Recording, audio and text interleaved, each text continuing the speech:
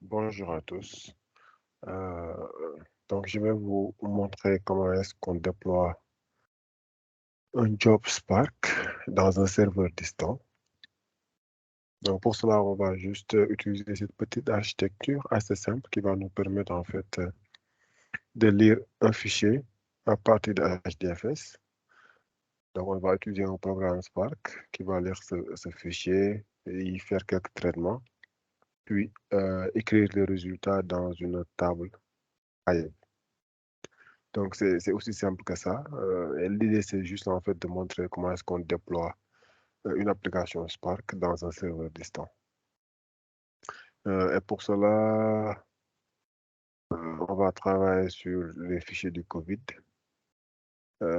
contenant ces colonnes-là, que sont la date, le pays, le type de variant, le nombre de cas par variant, le pourcentage euh, de cas par variant, de même que une colonne représentant le nombre total de cas. Maintenant, on va pas y faire beaucoup de traitements, juste quelques petits traitements, question d'avoir au moins une application Spark qui pourra être déployée. Donc, nous allons juste en fait assumer que nous travaillons par exemple pour le ministère de la Santé et que il y a un fichier qui contient les données du COVID qui sont déposées tous les jours dans HDFS. Donc, ces données vont bien sûr contenir l'historique, c'est-à-dire les enregistrements qui ont été faits sur les dates antérieures, mais aussi la nouvelle donnée, genre qui a été enregistrée aujourd'hui ou juste hier. Et on va utiliser un programme Spark qui va pouvoir traiter ces données. Et côté traitement, qu'est-ce qu'on va faire? On va mettre en place un programme qui va prendre comme argument trois, comme argument une date de début, une date de fin, et aussi le chemin du fichier COVID que nous devons attaquer. Donc, ces trois arguments-là qui vont être voilà, les variables d'entrée de notre programme. Donc, la date de début et la date de fin vont nous permettre en fait de pouvoir faire les traitements sur un intervalle de date, genre dire que nous voulons traiter les données du COVID, mais on va juste se limiter par exemple sur voilà, le mois passé ou sur les 15 derniers jours, etc. Et le dernier et troisième argument qui représente le schéma du fichier HDFS, en fait, c'est juste pour qu'on ait une variable qui va pointer sur le schéma du fichier. Au cas où le schéma change de V, on n'aura pas à vraiment modifier le code. Donc, on va variabiliser ces trois éléments. Donc, comme prérequis, si vous avez du Windows, vous aurez besoin de MOBA, sinon du PuTTY pour Linux ou du Terminus pour Mac OS. Donc, ce qu'on va faire en premier, c'est quoi? On va d'abord créer un tout nouveau projet. Donc, un projet Spark Scala SBT que je vais nommer euh, test, test déploiement, par exemple. Donc, je garde toutes les valeurs par défaut. Tac, tac, tac. Donc, il me dit qu'il a déjà un nom pareil. Je mets Final. Et je crée mon projet. Maintenant, le temps qu'il se crée, c'est ce qu'il va nous falloir comme dépendance. C'est rien d'autre que la dépendance de Spark. Maintenant, il faut juste s'assurer que la version de Spark que nous allons ajouter dans les dépendances est la même que celui qui est dans le serveur distant. Et pour ça, je vais me connecter sur Mobile externe. Donc, je vais me connecter en SSH sur le serveur distant. Donc là, je l'avais déjà configuré. Donc, je fais double-clic dessus. Et normalement, il ouvre la session. Et si je fais du Spark Shell, voilà, donc j'aurai en fait le Spark Shell qui va s'ouvrir, mais n'empêche, ce qui m'intéresse là-bas, c'est les informations du Spark euh, et aussi de Scala. Donc, je viens dans le build SBT et je modifie un peu les versions. Donc, dans la plateforme, la version de Scala, c'est le 2.11.12. Donc, je dois m'adapter par rapport à ça. 2.11.12. Pour la dépendance de Spark, il faut que j'ajoute cette ligne dans build SBT. Donc, j'ajoute ça tout à fait en bas. Et je m'assure que la version 2.3.2, c'est la même que la version de Spark qui est dans la plateforme 2.3.2. Donc, on est bon. Donc, dès que j'ai ça sur mon fichier, je peux faire un reload. Donc, pour l'installation ou bien l'ajout des dépendances sur IntelliJ. Donc, j'attends un peu que ça soit OK. Donc, ça va se télécharger. Maintenant, on va juste structurer un peu notre projet. Donc, pour ça, on ne peut pas attendre. Je vais déjà créer dans le dossier Scala un package que je vais appeler n'importe quoi, mais disons sn.file.family par exemple. Disons que ça, c'est mon entreprise. Maintenant, dans ce package-là, moi je vais appeler package mère, je crée un objet Scala. Donc, cet objet va contenir en fait le main. Je vais même le nommer main. Donc, c'est là-bas où on va définir notre fonction main. Donc, pour la définition du fonction main, je peux juste mettre un petit extends app, mais bon, je préfère écrire la fonction main qui va être rien d'autre que args de array de string. Voilà, donc c'est ça. Et il va en fait retourner un unit. Enfin, même si je ne le mets pas, ce qu'il va le faire. N'empêche, je le mets. J'ouvre les accolades pour préparer mon bout de code. Maintenant, si j'ai ça, et les dépendances bien installées, la chose à faire, ce sera en fait de définir un Spark Session. Donc, pour ça, je déclare la variable val Spark. Je vais l'appeler Spark. Et il va être rien d'autre que un Spark Session. .build application name. Bon, je vais lui donner un nom comme test deploy si je veux. Maintenant, le master, je n'ai pas besoin de le spécifier, même si je vais le mettre. Bon, d'habitude, si je suis en local, je laisse ça en local. Donc, ce que je vais faire, je vais amener tout ça à la ligne. Parce qu'il y aura des lignes que je vais devoir commenter. Donc, après le master, j'ai juste besoin d'avoir le enable Hive support pour avoir accès aux métadonnées de Hive. C'est ça qui va nous permettre d'écrire ou bien de lire des tables sur Hive. Et après ça, j'ai créé la session. Donc, comme je vais déployer directement, je vais enlever le master local parce que le déploiement ne va plus se faire en local. Donc, j'enlève cette partie. Et en déployant, je vais spécifier le master à utiliser. Donc là, ça va être le main. Donc là, je vais poursuivre après avec le bout de code. Donc, je vais créer un autre package qui va contenir les fonctions utilitaires que je vais appeler services. Dans services, je vais créer un objet. Donc, je vais créer un objet Scala également que je vais appeler utils. Donc là-bas, je vais y mettre tout ce qui est fonction d'écriture, de lecture, tout ce que vous voulez. Bon, là, j'ai déjà préparé deux fonctions. Deux fonctions qui doivent me permettre d'écrire et de lire. Voilà, donc je sélectionne ça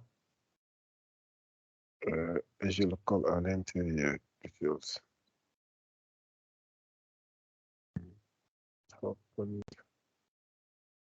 Je l'ai fermé, je vais le réouvrir. Je vais juste importer ces dépendances. Donc, Spark Session, non, je vais pas créer. Je veux en importer. Voilà. Donc là, j'ai importé. Et là, c'est la fonction d'écriture. Ça, c'est une fonction très simple. Je vais un peu agrandir.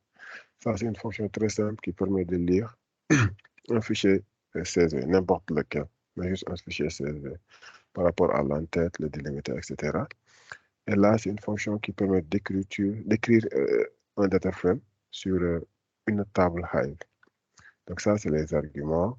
Les arguments, c'est le def, le nom de la base de données, le nom de la table, le schéma HDFS où on va stocker les fichiers de la table, le mode d'écriture. Donc là, voici les modes que vous avez dans Spark. Et le format.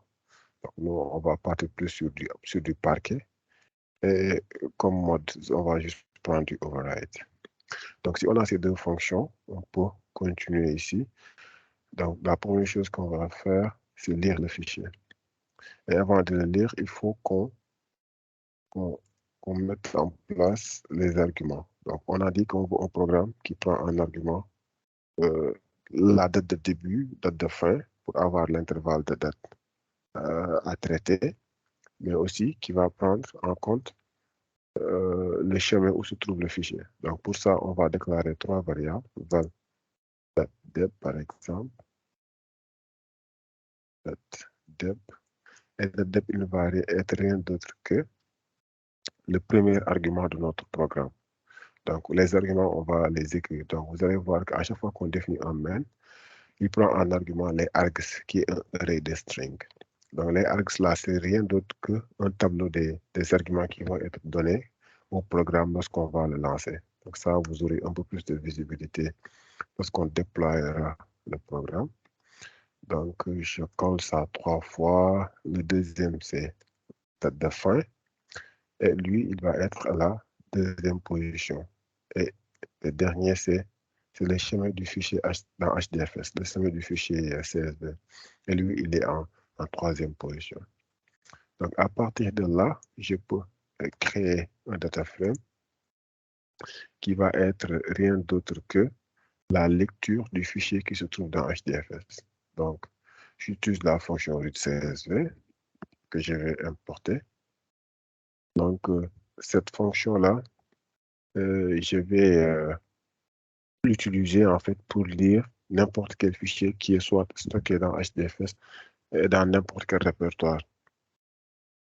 Donc, pour ça, ce que j'aurai besoin, bon, il va me les spécifier. J'aurai besoin en premier temps de dire si l'entête, si le fichier a une entête. Bah, oui, il en a. L'autre truc, c'est après l'entête, ouais, je mets ici le curseur. Après l'entête, c'est le délimiter. Donc, le délimiter, c'est virgule. Après le délimiter, on a le chemin, là où se trouve le fichier. Donc, ça, on l'a variabilisé. Donc, je récupère juste cette variable chemin parce qu'on va donner cette information lorsqu'on va déployer en fait le programme. Donc, je prends chemin. Après le chemin, c'est juste le Spark Session que je viens de créer ici, donc Spark. Donc, avec ça, on a en fait lu le fichier qui est stocké dans HDFS et on a mis le contenu sous forme de data frame dans cette variable dev. Maintenant, cette variable, je vais juste la transformer un peu. Donc, je vais appeler cette variable dev final. Et ce que je vais faire avec dev final, c'est rien d'autre que filtrer. Donc, déjà récupérer l'intervalle d'information compris entre la date de début et la date de fin. Et pour ça, je fais juste dev.filter. Et dans le filter, qu'est-ce que je fais? Je récupère, je prends le col. Donc, c'est la colonne date. Donc, je sais que la colonne date doit être supérieure à la date de début. Et il doit aussi, et col de date aussi doit être inférieur à la date de fin. Donc, si j'ai ça, j'ai bel et bien les informations qui sont comprises entre ces deux dates. Donc, je récupère que ces informations. Donc, l'autre chose que je peux faire sur le filtre, c'est je peux filtrer les types de variants qui sont différents de nos hauts. Ça, c'est les variants qui ne sont pas définis. Moi, je l'écris comme ça. Non, je fais venir ça ici, ça aussi, et je décale un peu. Voilà. Donc, là, on a lu le fichier, on a appliqué juste ces filtres, à savoir récupérer que les lignes qui sont comprises entre la date de début et la date de fin, mais aussi filtrer les types de variants qui sont différents de nom.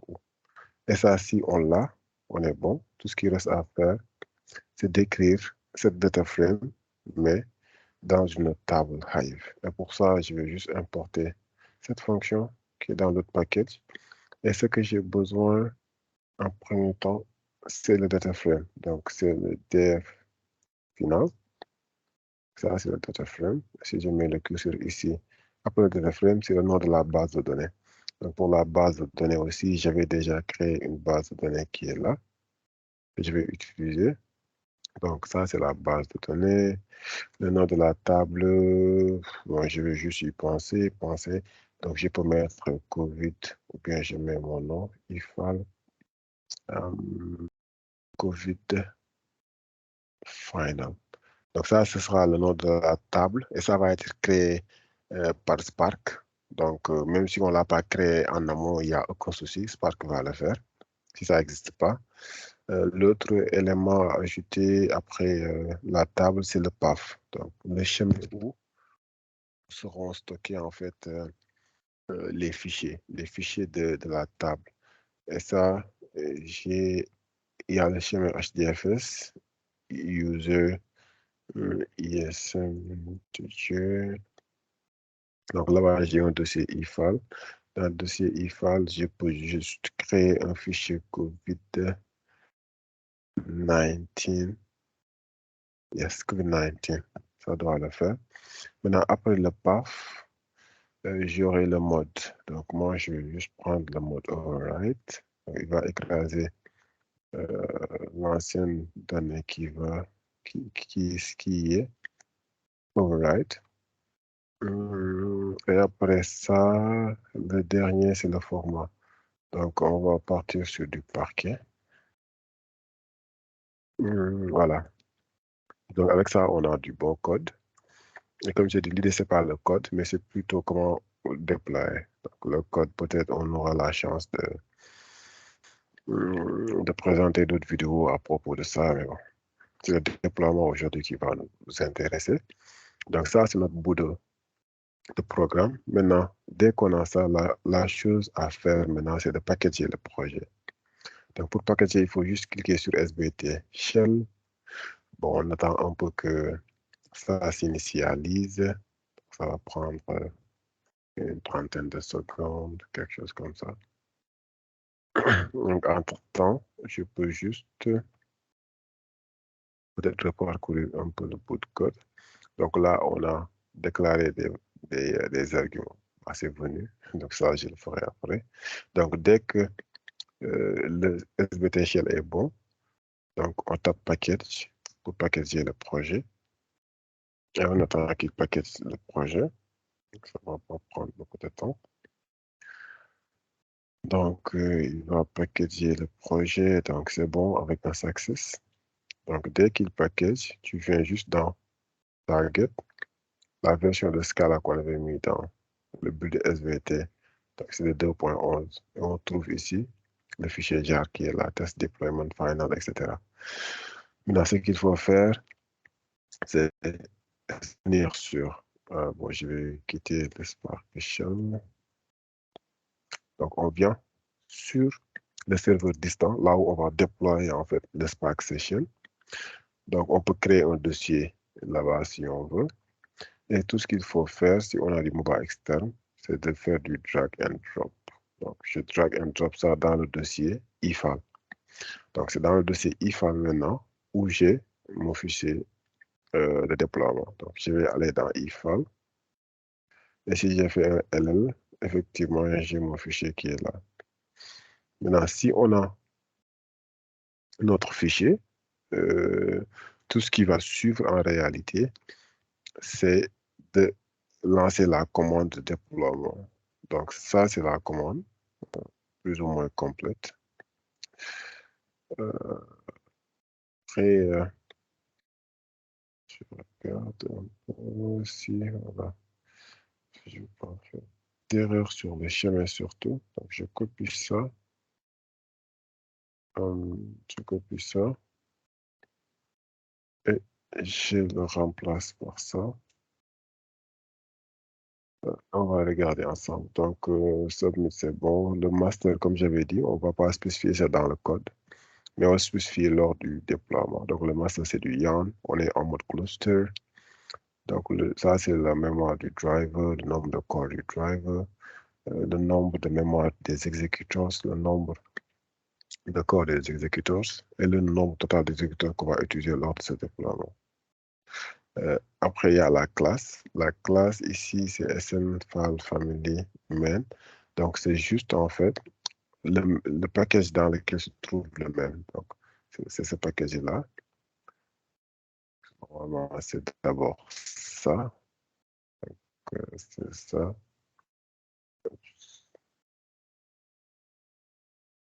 Et après ça, qu'est-ce qui va se passer? On va coller ça. Donc, c'est sn.fileFamily.main. Donc, main, c'est l'objet en fait qui contient la classe main, la fonction main. Donc, c'est toujours main, donc je vais mettre ici .main. Après, ce qu'il faut ajouter, c'est juste le nom du fichier jar. Donc, le fichier jar, c'est ça. Donc, je copie le nom et je le mets ici, dans cette partie-là. Donc, tout juste après le main, on met le fichier jar. Et tout juste après le fichier jar, maintenant, on met les arguments. On avait dit que notre programme prend 3 arguments. Donc, ça, c'est ici. Donc, on n'est pas toujours obligé d'avoir 3 arguments. Ça peut être 2, ça peut être un seul argument. Ça peut même être un Spark Job qui ne prend pas d'argument, en fait. Maintenant, nous, on a dit que ça prend 3 arguments, 0, 1 et 2. Donc, il faut les spécifier ça. Donc là, on lui a spécifié le premier argument qui est là. Donc ça, c'est le deuxième argument. Donc, on a juste pris un intervalle de 2 ans, d'un an du moins. Et ça, c'est le dernier argument qui est le chemin où se trouve le fichier CSV. Donc, en toujours supposant le scénario, en fait, le service qui doit déposer le fichier, ils l'ont déposé dans ce répertoire. Donc, c'est ce répertoire qu'on va attaquer en mettant le nom du fichier pour pouvoir faire des traitements dessus. Donc, si je copie ce bout de commande qui permet d'exécuter, de lancer un programme Spark, donc tout ce que je vais faire en réalité, c'est de venir et lancer ça ici, sur la machine distante.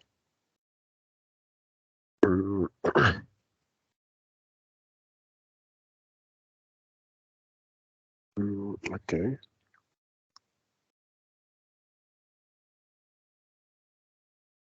Bon. Il y a une petite erreur ici sur la classe. Donc là, j'ai mis le format en fait. Donc c'est 2 points, comme ça. Voilà, je relance. Là, on attend un peu pour voir comment l'exécution va se passer. Soit ça va être bon, soit il y aura des erreurs. S'il y a des erreurs, il faut troubleshooter. OK, donc c'est en mode running.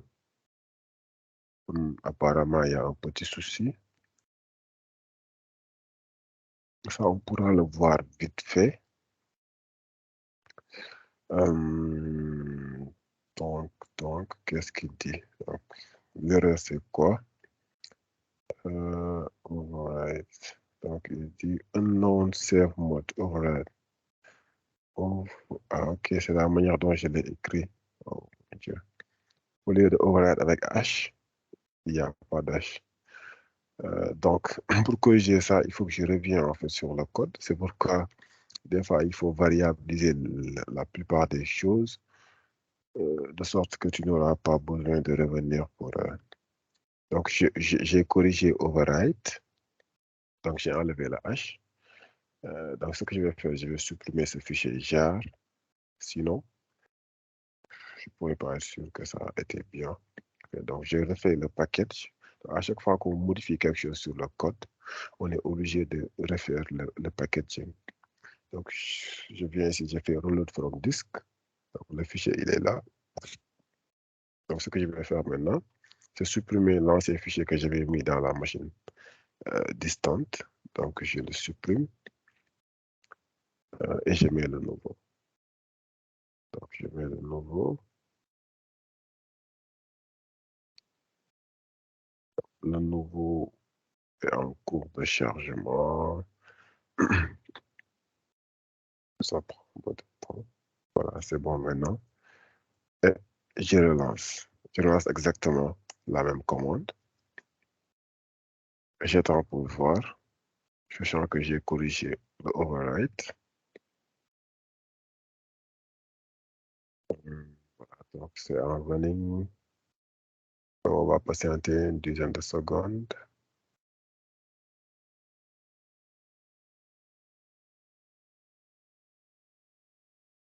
Voilà. Donc, il nous a mis ici finished.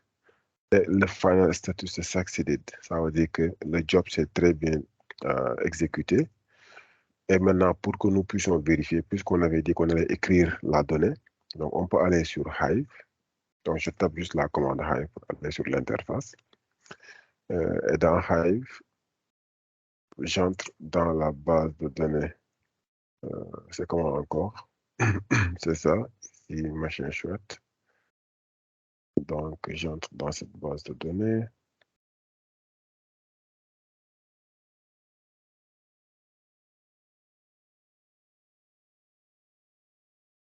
Donc, si je fais un petit show tables, on peut voir que voilà, il y a la table que je viens de créer ici. Si vous regardez bien, il y a IFAL COVID Final. Donc, la table a été très bien créée. Et si je fais un petit select étoile from cette même table, IFAL COVID Final, limite 10 par exemple. Voilà, donc ça c'est le résultat qu'on a écrit sur Hive.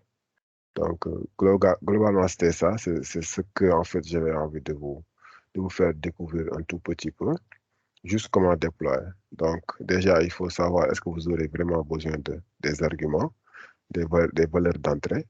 Si c'est le cas, il faut les mettre sous cette forme en utilisant la liste là, args. Si ce n'est pas le cas, vous ne le mettez pas. Donc, vous déclarez votre Spark sans le master. Donc, si vous voulez utiliser Hive, il faut mettre aussi cet paramètre. Donc, vous allez lire votre fichier, faire les traitements dessus et utiliser une fonction d'écriture dans Hive. Après ça, tout ce qu'il faut faire, c'est aller dans le sbt.shell, taper là-bas package. Donc, il va packager le projet sous forme d'un fichier jar qui va être stocké dans Target Scala 2.11, bon, suivant la version de Scala. Et dès que vous avez votre fichier jar, tout ce qu'il faut faire, c'est aller dans la machine distante, vous créez là-bas un dossier pour le déploiement, vous déplacez le fichier jar dans ce dossier-là sur la machine distante et vous utilisez la commande Spark Submit avec tous ces paramètres pour déployer votre projet. Après, voilà, il y aura certainement d'autres sessions hein, où on ira un peu plus en détail, surtout sur la partie monitoring, parce que Spark a la possibilité de vous permettre de monitorer des applications qui sont en running, bien qui sont failed, de pouvoir voir les logs, troubleshooter, optimiser, etc. Donc ça, quand même, ce sera sur une autre vidéo. Donc l'idée, c'était juste pour vous montrer comment déployer et être sûr que ça s'est bien passé. Après, une dernière chose, lorsque vous lancez et qu'il y a des erreurs, comme la première fois, il faut juste bien regarder la partie là. Donc, toujours, la plupart du temps, il vous en fait donne une solution ou bien vous spécifie vraiment c'est quoi le souci. Est-ce qu'il y a des colonnes qui ne sont pas bien spécifiées? Est-ce que voilà, il y a des problèmes syntaxiques, etc. Donc, si vous lisez juste ici, pour ne pas aller loin, vous pouvez avoir beaucoup de détails et corriger, refaire le jar et pouvoir redéployer pour voir si ça marche. Donc, c'était tout. Merci beaucoup et happy learning.